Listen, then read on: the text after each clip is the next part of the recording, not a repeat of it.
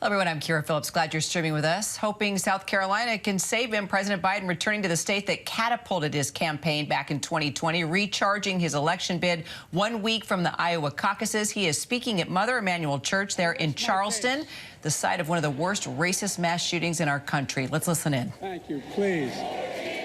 Thank you. Thank you.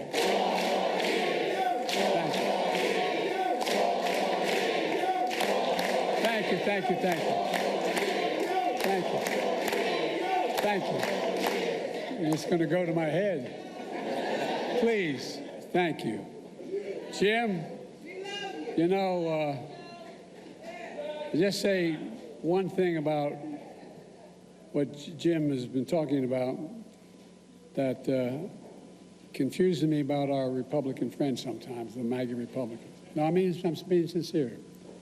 Every one of the things that Jim mentioned saves the American taxpayer billions of dollars. You realize if you have a prescription drug from any major drug company in America, I can take you to Toronto, Canada, London, Rome, any major capital in the world and buy the same exact drug for sometimes half the price that you get here. Look, folks, when the federal government, through Medicare, doesn't have to pay out as much money, it means taxpayers pay less money because you fund the federal government. You fund Medicare. Go down every one of these things. So they always confuse me. They talk about being rational. It's just about excess profit. But at any rate, I don't want to get off on that. I'll get carried away. I don't quite get these guys. Thank you, Jim, for your friendship and, above all, for your fellowship. And Bishop Green, thank you for those kind words. I mean that sincerely. And thank you, Reverend Manning, for the shepherd of this house, to allow me to stand at this podium once again. And all the faithful of Mother Emanuel and distinguished guests. I was talking downstairs. I've spent more time in the Mother Emanuel Church in Wilmington, Delaware, than I have than most people I know, black or white, have spent in that church.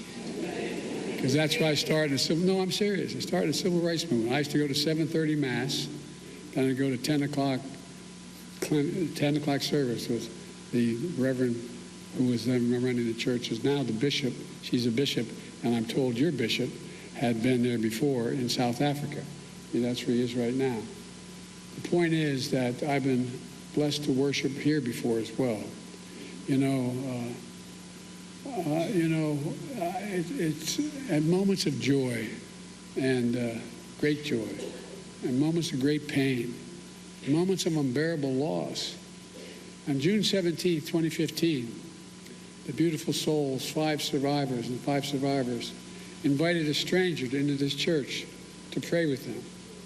The word of God was pierced by bullets and hate, of rage, propelled by not just gunpowder, but by a poison that has for too long haunted this nation.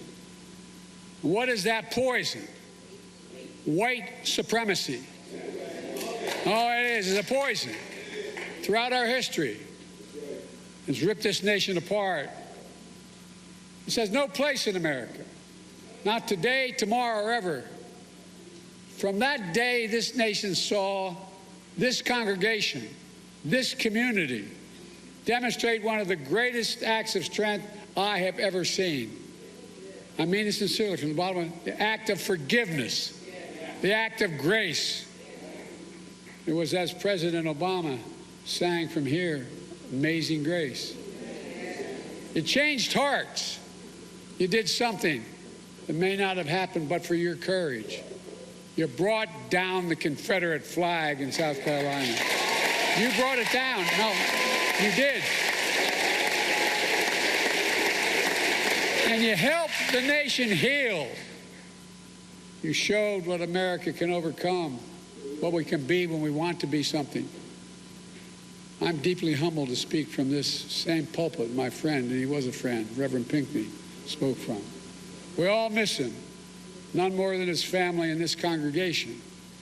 But just as all the families of the Emanuel Nine missed the pieces of their soul that they lost that day, we also have been together at moments of unbearable loss for my family. 2 days after the service of Reverend Pinckney, my surviving son and I came back. My family worshiped with you. Here's Sunday service to show our solidarity. But my family also needed to be healed. We didn't even realize how badly. Just 22 days before, we had buried my son, Bo, a veteran exposed and died because of those burn pits in Iraq for a year. We were in more pain than we knew. We came here to offer comfort. We received comfort from you. No, I'm serious. As I listened in the pews, spent time with the families, visited Reverend Pinckney's office, visited the memorial for the victims outside, I grew stronger. My son, my family grew stronger. We prayed together. We grieved together. We found hope together, for real, for real. And it reminds me that through our pain, each of us must find purpose. For me, that purpose was to live a life worthy of my son, Bo, and I mean it sincerely. For you, that purpose is for the lives worthy of loved ones lost, to make them proud. So many of you were there for us during that loss, including my dear friend Jim and Emily Clyburn. Miss Emily, I miss. People of deep faith. Jim, a great public servant, the best friend you could ever have. Jim, I'm thinking Emily today. We've talked about it downstairs a little bit. I know you do every single solitary day. She was special, and that bond you shared was something to behold. As many of you know, Jim is a teacher and a student of history. He knows the power of history. He knows the power of truth and the power of lies. He knows what happens when people are allowed to whitewash history, erase history, bury history. He knows what the Bible teaches. We shall know the truth, and the truth shall set us free. But the truth is under assault in America. As a consequence, so is our freedom, our democracy, our very country, because without the truth, there's no light. Without light, there's no path from this darkness. If you really care about the lives lost here, then you should honor the lives lost and call for a ceasefire in Palestine. Ceasefire now! Ceasefire now! Ceasefire now! That's all right. That's all right. That's all right.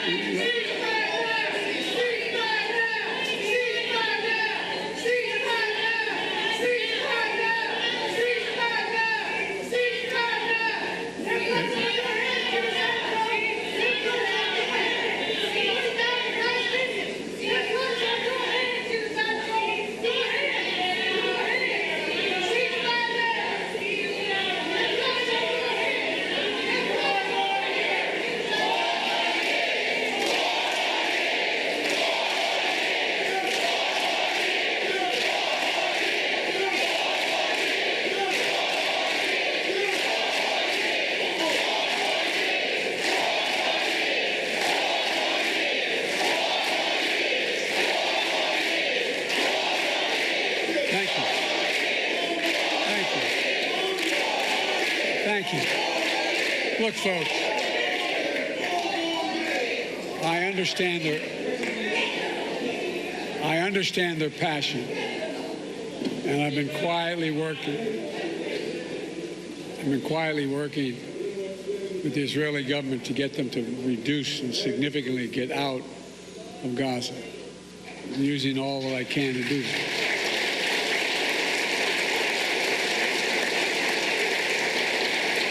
But I understand the passion. Look, folks, after the civil... Thank you. They don't realize that. You're a good man. Well, thank you.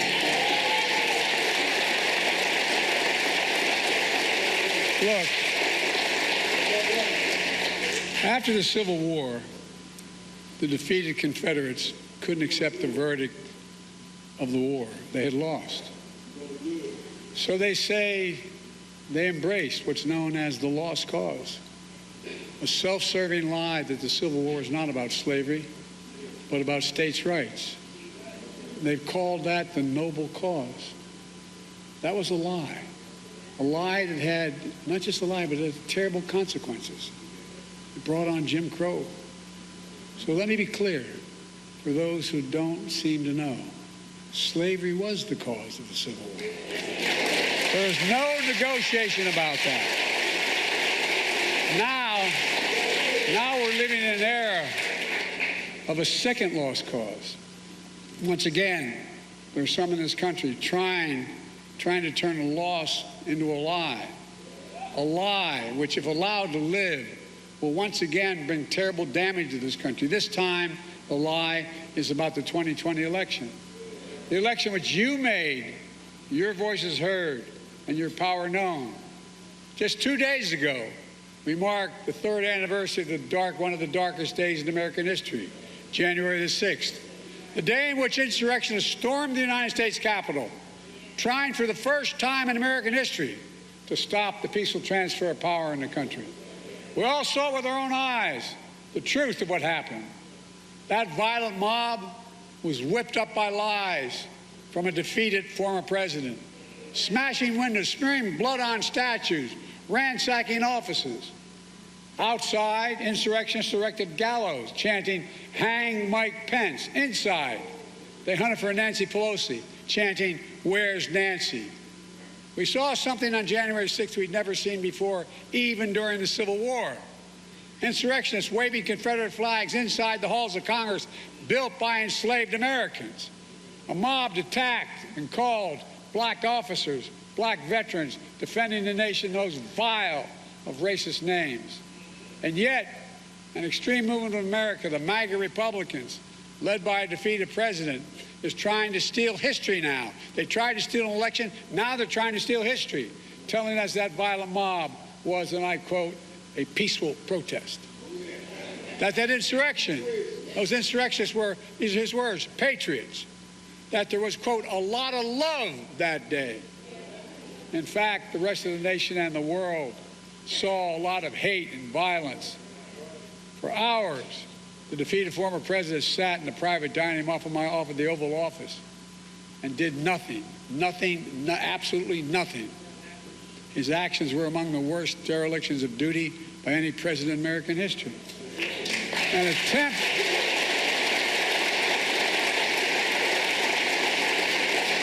to overturn a free and fair election by force and violence. Let me say what others cannot. We must reject political violence in America. Always, not sometimes, always. It's never appropriate. The violence of January 6th was an extension of an old playbook from the threats and violence and intimidation. In Atlanta, Georgia, 2 brave black women, mother and daughter, Ruby Freeman and Shay Moss, they had their lives upended just doing their jobs. Menacing calls, death threats, forcing them to literally flee their homes. Those pushing the big lie have a conspiracy theory among conspiracy theories that outweighs them all. That there's what, but here's the fact. There's where we don't have facts. Their whole theory has no facts, has no proof, has no evidence. That's why time and again they lost in every court of law that challenged the results. 60 losses in courts of America. There's one thing they don't have.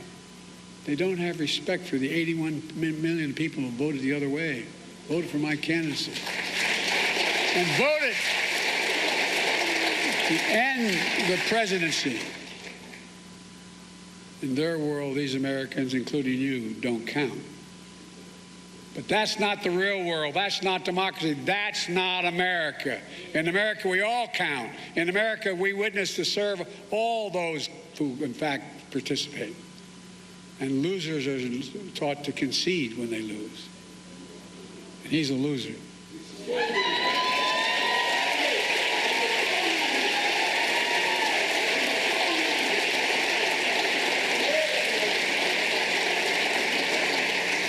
Then we all came together to put the country before ourselves. The lies that led to January 6th are part of a broader attack on the truth of America today that we all have seen before. The same movement that throughout the mob of the United States Capitol isn't just trying to rewrite history, January 6th, they're trying to determine to erase history and your future. Banning books, denying your right to vote and have it counted, destroying diversity, equality, inclusion all across America, harboring hate and replacing hope with anger and resentment and dangerous view of America. That narrow view of America, a zero-sum view of America that says, if you win, I lose. If you succeed, it must be I fail. If you get ahead, I fall behind. And maybe worst of all, if I hold you down, I lift myself up. That's not new in America. Every stride forward has often been met with ferocious backlashes from those who fear the progress, from those who exploit that fear for their own personal gain, from those who traffic in lies told for profit and power. But here in Charleston, you know the power of truth. Less than a mile from here was once a port where almost half of all enslaved Africans were trafficked to North America and forced on our shores. And now you have a world-class museum there to tell the truth about the original sin. And it matters.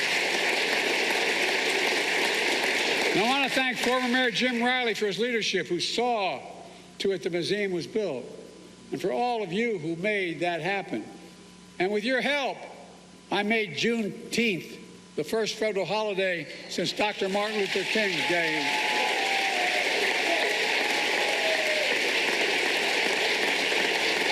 This worked. Why? Because the truth matters. The truth matters. With your help, we established a national monument in honor of Mamie and Emmett Till. Because we heard Mrs. Till's call, the mother of a 14-year-old son who was lynched and whose body was mutilated. But the mother insisted on an open casket at his funeral because she said, "Let the world see what I saw." The truth matters. It always matters. We can't just choose to learn what we want to know and not what we should know. We should know the good, the bad, the truth of who we are. That's what great nations do, and we're a great nation, the greatest of all nations. We're not perfect, but at our best, we learn from our past and we look to the future. A nation continuously striving to be a more perfect union. I'm here to speak to another truth. It's because of this congregation and the black community of South Carolina, and not an exaggeration, and Jim Clyburn, that I stand here today as your president, because of all of you. That's a fact. That's a fact.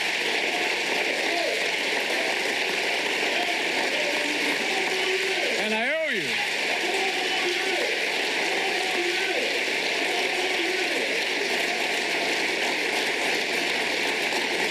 And I've done my best to honor your trust.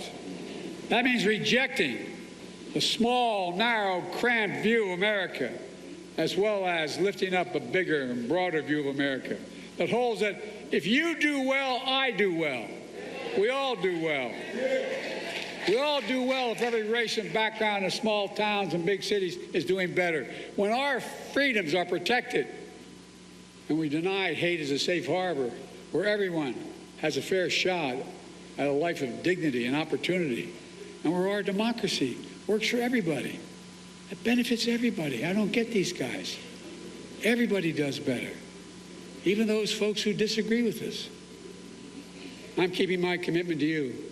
That's the America we're building together. Instead of erasing history, we're making history. And it starts with the administration I committed to. I said my administration would look like America. and taps into our full talents and strengths as a nation, starting with our incredible Vice President, Kamala Harris.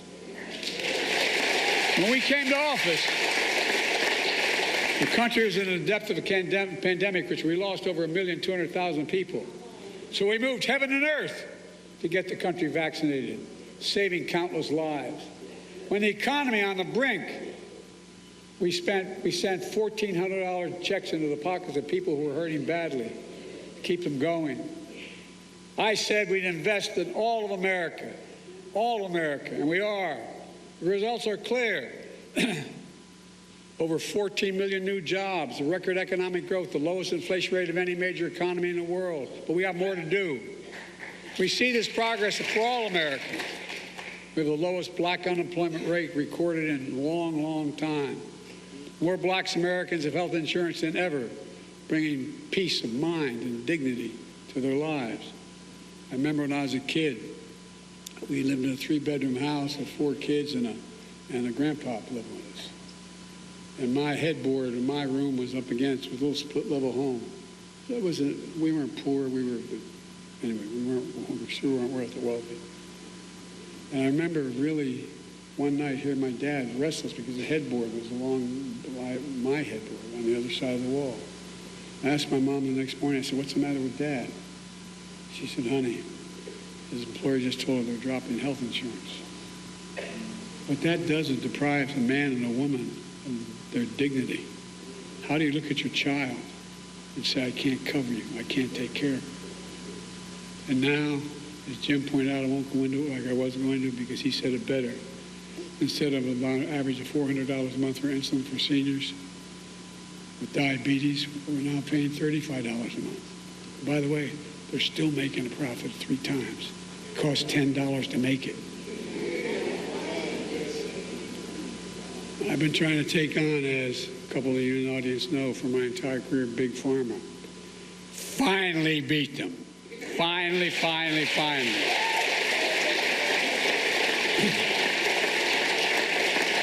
We're going to go back and make sure that Medicare can negotiate prices for everybody, not just for seniors. Again, it saves the American taxpayers billions of dollars not having to pay pharma for these things. You know, we're growing back black wealth. Well, we have a lot more to do. The racial wealth gap is the smallest it's been in 20 years under my watch. More black small businesses starting up than in decades. And the ultimate act in opening a new business, the ultimate act of hope. We're taking on housing discrimination in many ways. So a home owned by a black family on one side of a highway, built by the same builder on the other side of the highway, and a white guy living in it, the white guy's home is valued more than the black guy's. No, I know you know it. But guess what? That's how you build generational wealth when you build your home. Kamala and I are leading the charge, mainly Kamala, to protect the freedom to vote, and that vote that be counted. Defending your freedom to choose. We're keeping our commitment of providing incredible opportunities, making historic investments in HBCUs, $7 billion. $7 billion.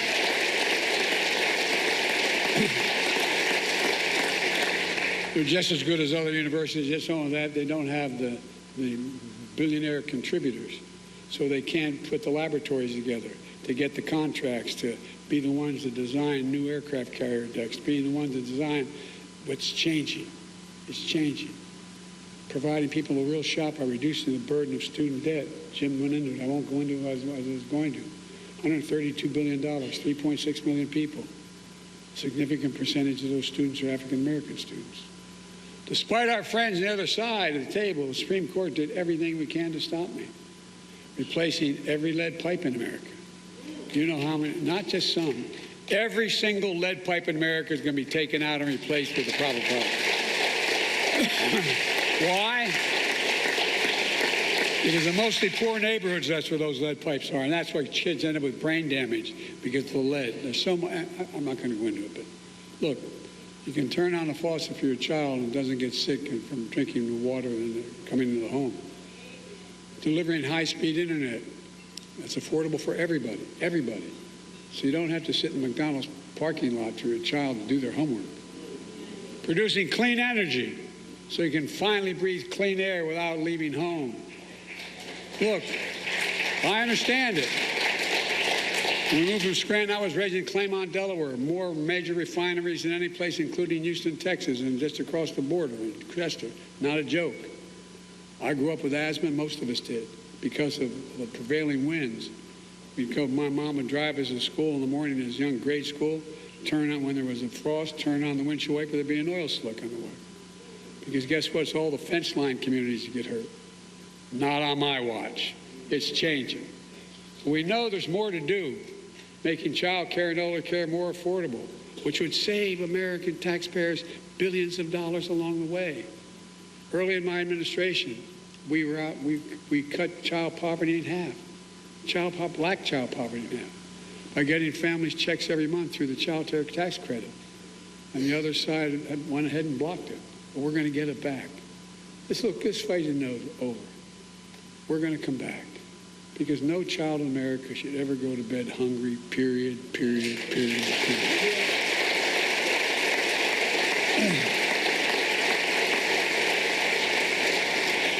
After the historic movement for justice in the summer of 2020, I signed the most significant police reform executive order in history.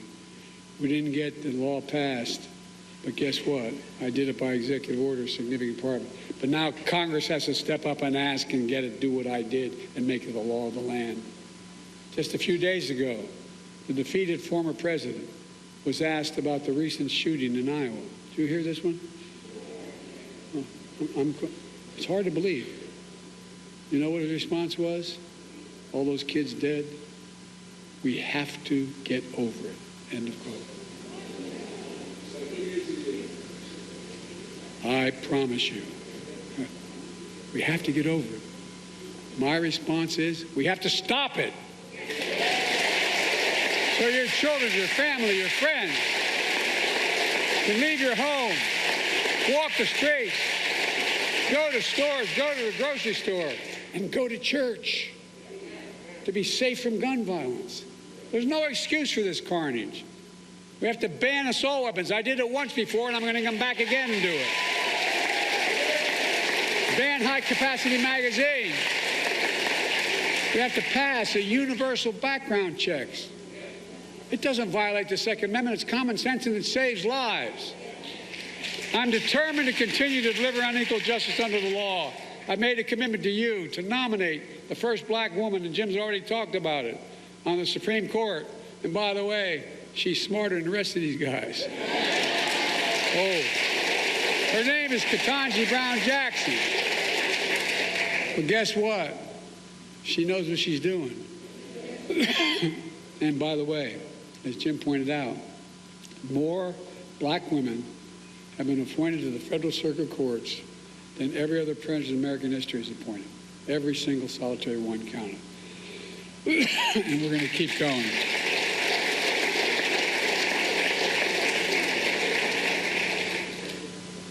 Look, I want to make it clear. You all made this possible. Because of your voice was heard in shaping your destiny. That's democracy. I'm proud to have led the effort to make sure your voice, the South Carolina voice, will always be heard, because now you're first in the primary.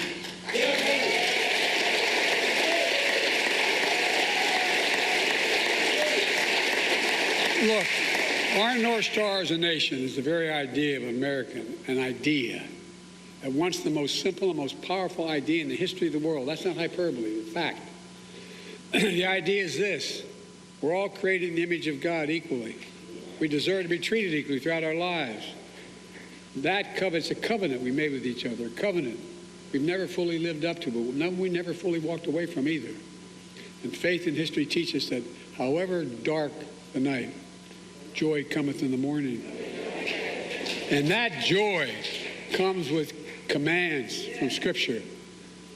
Love the Lord thy God with all thy heart, all thy mind, all thy soul. And love your neighbor as thyself. Not so easy. It's hard. But in those commands is the essence of the gospel. and the essence of the American promise.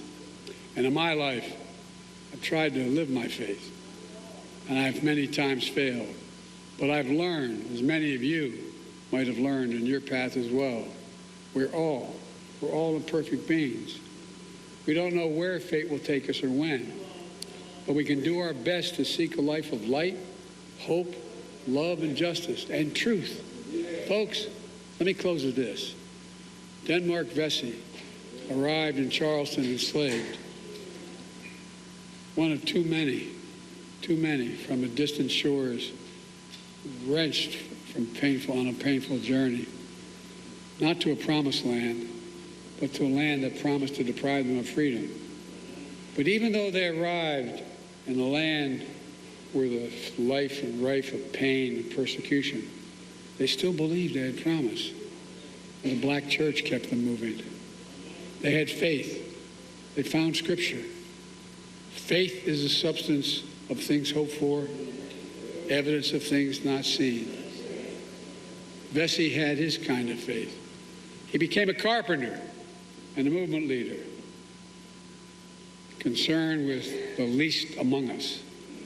That's why he helped found this very church 200 years ago, only 40 years after the Declaration of Independence. And this church, your church now, the black church, has come to symbolize the faith and this purpose, to bear witness to those who are suffering, to bring the good news of a future to come, to follow its mission, to be the light in the pathway of darkness.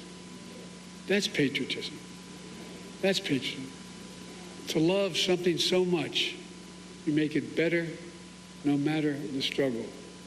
A patriotism that inspired generation before us to believe that in America we can do and be anything we want to be. In our time, there's still the old ghost of new garments. And we all need to rise to meet the moment. And the moment is now. Folks, my fellow Americans, this is a time of choosing. So let us choose the truth. Let us choose America. I know we can do it together, and as the gospel song sings, we've come too far from where we started. Nobody told me the road would be easy. I don't believe he brought me this far to leave me. My fellow Americans, I don't think the good Lord brought us this far to leave us behind. May God bless you all, and may God protect our troops. Thank you, thank you, thank you.